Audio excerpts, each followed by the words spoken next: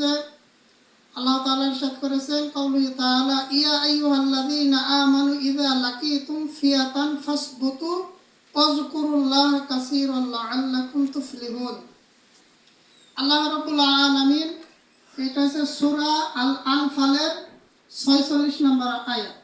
তো এখানে আল্লাহ তাআলা আমাদেরকে একটি বিষয় অবহিত করেছেন, সেটা হচ্ছে যে তোমরা যখন হে মুমিন সকল তোমরা যখন যুদ্ধক্ষেত্রে তোমরা মোকাবেলা করতে চাও, তখন তোমরা কি করো? তোমরা তোমাদের নিজেদেরকে দৃঢ়তা অবলম্বন করো এবং বেশি বেশি করে তোমরা কি করো? আল্লাহ তাআলার জিকির করো।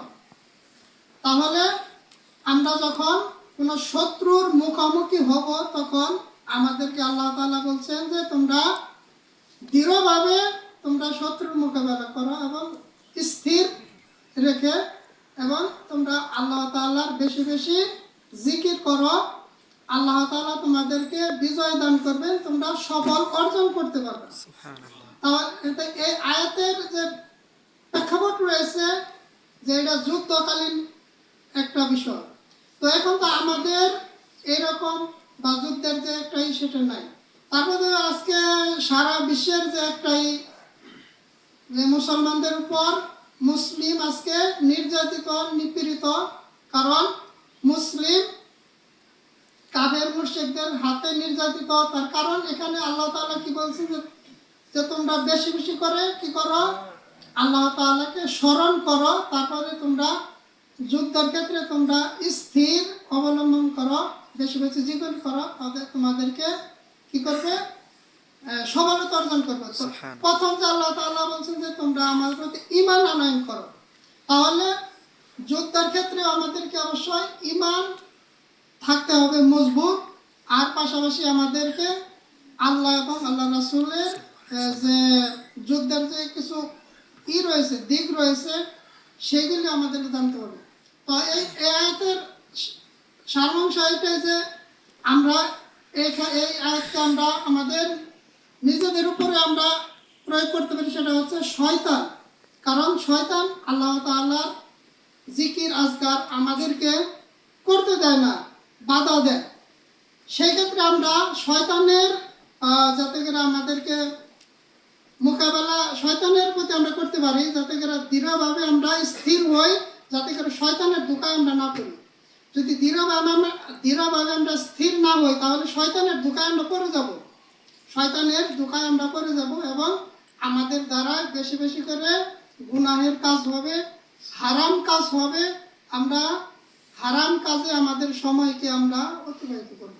তাই আমরা চেষ্টা করব যে আমরা সবসময় শয়তানের সাথে নিজেদেরকে যুদ্ধ ঘোষণা করার, কারণ আল্লাহ তাআলা তার কুরআনুল কারীম আরেক জায়গায় বলেছেন যে শয়তান তোমাদের চিরশত্রু, ইন্নাহু লাকুম আদুউম মুবিন, যে শয়তান আমাদের চিরশত্রু। তাহলে সাধারণত যুদ্ধ তো শত্রুদের সাথেই হয়, তাই শয়তান যদি আমাদের চিরশত্রু হয়, তাহলে যুদ্ধের এটা একটাই যে আমাদেরকে শয়তানের সাথে আমাদেরকে যুদ্ধ করতে হবে, আমাদের মনের সাথে, আমাদের অন্তর সাথে দৃঢ়তা স্থির করে। কারণ আমাদের অন্তর স্থির না করে, দৃঢ়তা না করে আমরা শয়তানের সাথে পাবো না। কারণ শয়তান আমাদের মনে দশা দেয়, শয়তান আমাদের মনে বিভিন্ন ধরনের ধোঁকা দিয়ে আমাদেরকে আল্লাহর দিন থেকে, আল্লাহর জিকির থেকে, আল্লাহর স্মরণ থেকে আমাদেরকে গাফিল রাখে। তাই চেষ্টা করব এই আমাদের মনকে স্থির করতে হবে।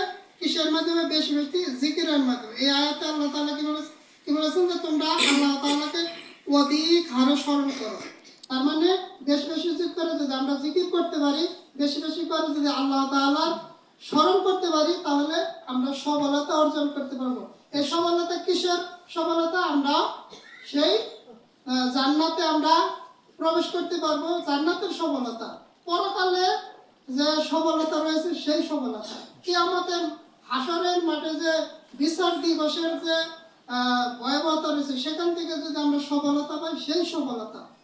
তাই চেষ্টা করব আমরা আমাদের সময়কে যেন আমরা ভালো কাজে ব্যয় করি, জিকির আজগারে ব্যয় করি, পাশাপাশি আমরা আমাদের সময়কে যেন আমরা নষ্ট না করি। ইনশাআল্লাহ। আল্লাহ রাসূল সাল্লাল্লাহু আলাইহি ওয়াসাল্লাম বলেছেন যে দুইটা এমন নিয়ামত রয়েছে, এই দুইটা নিয়ামত মানুষ কেউ এই দুইটা নিয়ামতকে মানুষকে কাজে লাগাইতে পারে না। এই দুইটা নিয়ামতের থেকে মানুষ তারা লাভবান হতে পারে না।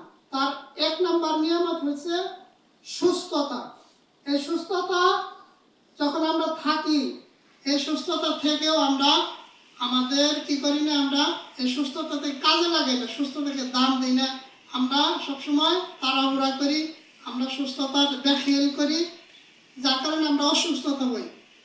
এটা সুস্থতা আল্লাহ তাআলার নিয়ামত। আর একটা হচ্ছে অবসর সময়, যে অবসর সময় যে আমরা পাই, এই সময় আমরা কাজ কোনো ভালো আমল করি না, জিকির করি না, আমরা দেখা গেছে গল্প গুজব, তারপরে বিভিন্ন খেলাধুলা বাইরেছে, তারপরে বর্তমানে তো মোবাইলের মধ্যে অনেক খেলা বেরিয়েছে, সেগুলির মাধ্যমে আমরা সময়কে অবসর সময়কে নষ্ট করি। এখান থেকে আমরা ক্ষতিগ্রস্ত।